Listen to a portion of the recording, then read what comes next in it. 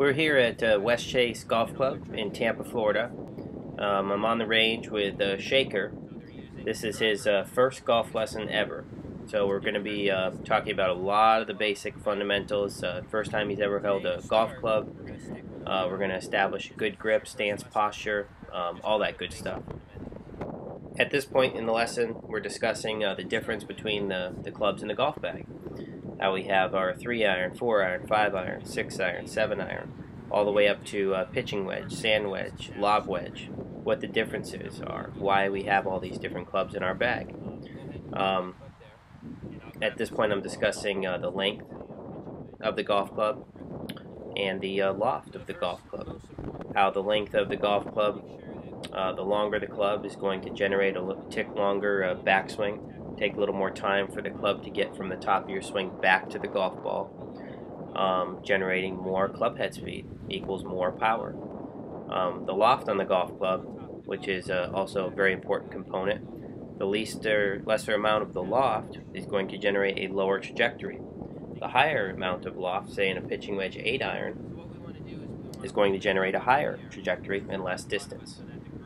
Here we're discussing now, we're working into our grip. We're talking about the initial grip for a right-handed player, holding it in the left hand, and how it's important sometimes to grip it in the air. We're looking at the grooves of the golf club when we're holding it up in front of us here. We want the grooves on the golf club to be going straight up and down with the ground in the sky, so that we know we're gripping the club square. When we place the golf club into our left hand, it's very important that we place it along where the fingers connect to our hand. And when we grip it with the left hand, feel like we're holding it more in our fingers, not as much in our hand. Gripping it too much in the palm of our hand can potentially cause a weak grip and cause more missed shots to the right, slices, fades, things like that. After we have the left hand established on the grip, and we're holding it in our fingers, we're going to apply a little pressure on our right hand here, between our thumb and our index finger. We're going to drop that right hand on top,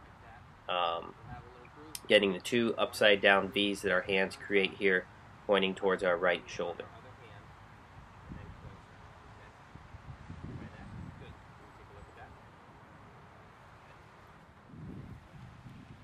At this point in our lesson, I'm discussing the theory on how a golf club actually works. How in many other sports like baseball, say hockey, baseball you're trying to carry and lift the baseball up in the left or right field. Hockey we're trying to hit down and pull the puck up into the left or right side of the net. In golf, the golf club is designed with loft on it. It's designed more or less to hit down on the golf ball and trap the golf ball between the ground and the club face.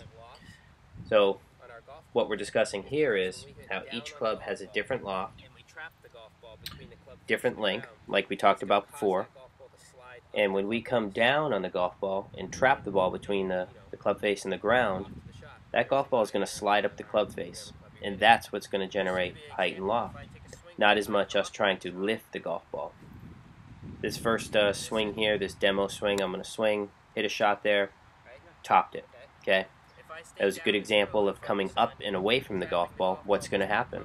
How trying to lift the golf ball and having that swing thought can also be damaging and cause us to hit a lot of thin shots, worm burners, topped golf shots. The last shot I just hit there was an example. I had it teed up of staying down and through, giving Shaker here swing thought of hitting the tee under the golf ball. Okay, focusing on not just swinging at the golf ball, but swinging through the golf ball, letting the golf ball get in the way of the club face. These are, much better swing thoughts, totally opposite from what Shaker was thinking. Shaker's a, former baseball player, sometimes, having a baseball background and coming into golf, it can be a little bit challenging at times because there's so many different, you could say, opposite variables, including, when we discuss here club head speed. We're talking about how in a lot of other sports we need to swing faster and harder at that hockey puck or that baseball to hit it further. In golf we need to hit the golf ball with more of our bigger muscles, swing a little bit easier at the golf ball, think about more of timing. When I say bigger muscles, shoulders, lower body. Next here I'm talking about the grip stance posture components. We've already discussed grip. So I'm talking about our stance. Generally, when we're just starting, we want to have our stance about shoulder width apart. Is a good gauge. We also talked about distance from the end of the club to your body. How far should I stand? Should I stand really close? Should I stand far away from the golf ball? Good indication here is that we want to set up, and we want to give ourselves about a hand's width from the end of the club to our body. Okay, so again, that's a hand's width from the end of the club to our body. That's kind of a sure way to get ourselves set up the correct length from the golf ball each time. The golf club is different lengths when we go from club to club, so it's automatically going to set you up further or closer to the golf ball depending on which club we're using. And then ball position is really the only thing we have to worry about here. We have the same golf swing with every club. Okay. Ball position that we worked on with Shaker here was we were hitting mid irons, mid to high irons. We were hitting a lot of 8, 7 irons, 9 irons. So we're really just focusing on ball position, center of the stance. 7 iron and up, we generally want to keep the ball in the center of our stance. As far as posture, we discussed having not locked legs, of course, not overly flexed legs here. We want to get into an athletic position. Have a very slight amount of knee bend, a slight bend at the waist there, and we're ready to go. We've got great posture. We want to have the swing thought that our balance is on the balls of our feet. Again, great swing thought you can have here is that we're in a perfect athletic position at address.